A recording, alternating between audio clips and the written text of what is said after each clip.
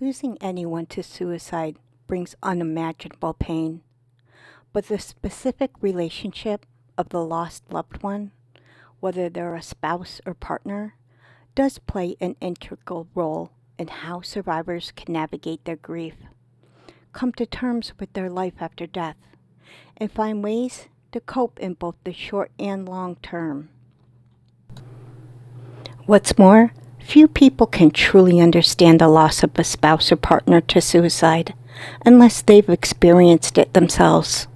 Thus, turning to others who've undergone a similar loss is one of the most powerful tools at a survivor's disposal. Before we continue, I would like to welcome you back, adventurers and friends, to Adventures Inward Let's Talk series. For those who are here for the first time, hello, welcome, thank you for joining us.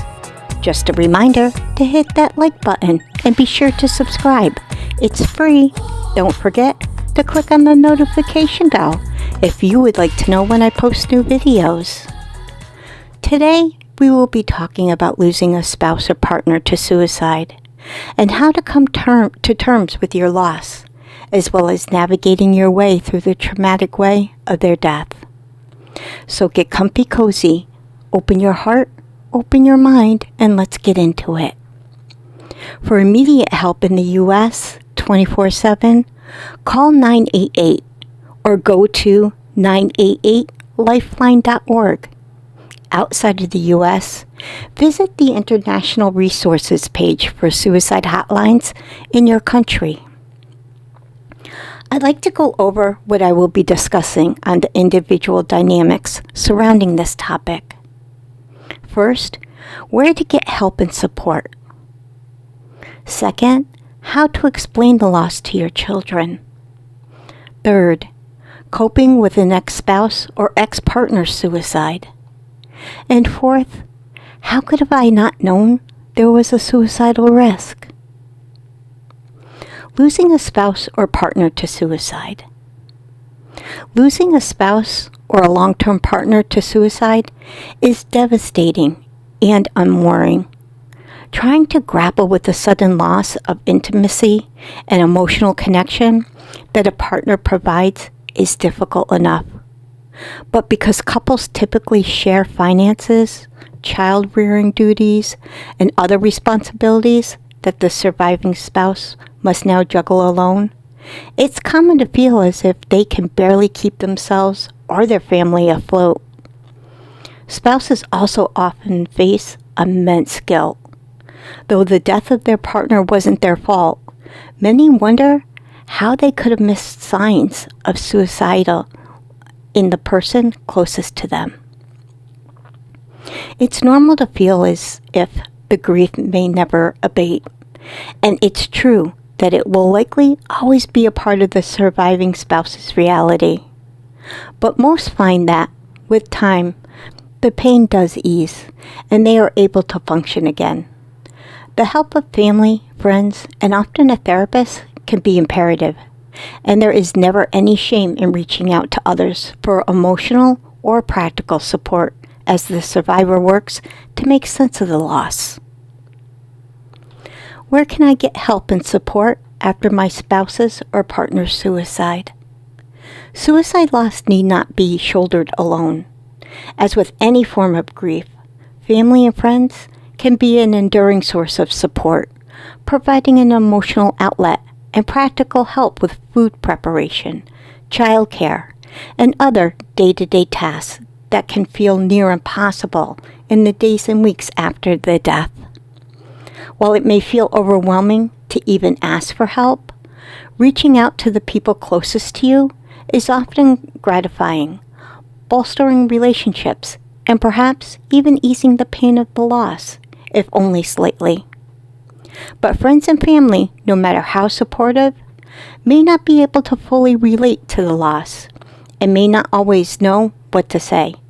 For this reason, support groups for those who have lost their spouse or partner to suicide can be immensely valuable. Hearing how others shouldered the burden of their spouse's or partner's death and learned to live with the grief can help surviving spouses or partners feel understood and may provide a sort of roadmap for how the spouse or partner can start to heal. Individual therapy, too, can be of great help. Finding a therapist who specializes in grief or suicide loss may prove especially beneficial. How can I explain my spouse's or partner's suicide to my children? Children who lose a parent to suicide rely on the other adults in their life, particularly their surviving parent, to help them make sense of the loss. While it may be difficult for the surviving spouse or partner to speak about the suicide, children cope best when they are told honest, age-appropriate information and allowed to express their grief openly. Explain first and foremost that their parent loved them very much, but they struggled with terrible, long-lasting sadness or another serious mental illness or substance abuse, however you see fit to explain, that led them to want to hurt themselves. Emphasize that while it's not always possible to know why someone chooses to die by suicide, the child is unequivocally not to blame. Since children tend to fill in gaps in knowledge with their own interpretations, it's imperative to explain overtly that nothing they did or said caused their parent to take their own life. In the weeks and months after the death, the surviving parent should make it known that it's okay for the child to ask about their parent or to share memories or photos. Leaving the subject unspoken tells children that their grief is shameful or must be carried out in silence. Above all, children need to know that even though they have lost their parent, they will not be left alone. Offering stability and reassurance with the other help of trusted family members or the community as needed can help children come to terms with the loss and understand that their family is not broken. My ex-spouse or partner took their own life. How can I cope with this complex grief? Hearing about an ex's suicide can trigger complicated emotions, regardless of whether the ex has kept in touch or if contact had been sparse after the split. Hearing that someone who has once deeply loved was in such pain often leads, understandably, to feelings of grief. But because breakups are often tense or painful, and because closeness has likely faded with time, even if the exes remain amicable post-breakup, many people feel distant from their ex and feel strange for grieving them so strongly. If a new love interest is in the picture, someone may endeavor to hide their pain for fear of upsetting their partner. But it's okay, indeed normal, to grieve an ex's death in some way. Someone who was a valued partner for months, years, or even decades leaves a significant mark on a person's life, even if the breakup happened far in the past.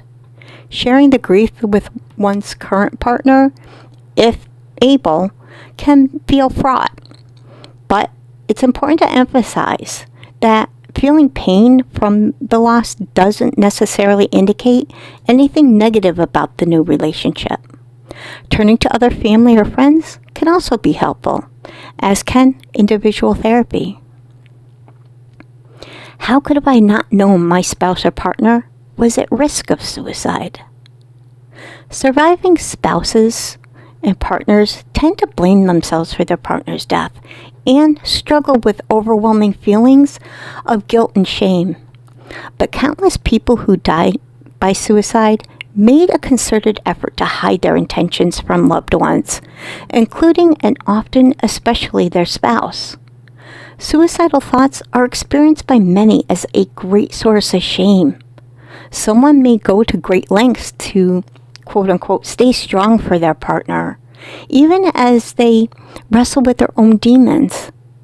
And even partners who are aware of a partner's mental illness and are supporting them through it can be completely blindsided by a suicide. It's tempting to believe that a love can triumph over any problem, including serious mental illness or deep-seated despair. But the reality is that depression and other forms of mental illness are relentless adversaries, and partners alone can't be responsible for saving their spouse's life. Someone's decision to take their lives does not mean their partner failed them, and it doesn't mean they love their partner any less. Partners wrestling with self-blame should not hesitate to seek support as they come to terms with their spouse's death and recognize that it wasn't their fault. Here are my final thoughts. Although there are key indicators of someone's thought process that could lead to one wanting to take their own life, it is important to remember everyone is different. Do not put a label on someone's self-demise thoughts and actions, especially as being a selfish act. No one has the right to judge another's feelings, their way of seeing their life through their eyes, or how their situations are forming their ability to understand and cope. In the moment, you have no idea what was focusing them to do self-harm. There is no straight answers you can put into a box and apply to everyone as a whole who are in a suicidal tunnel.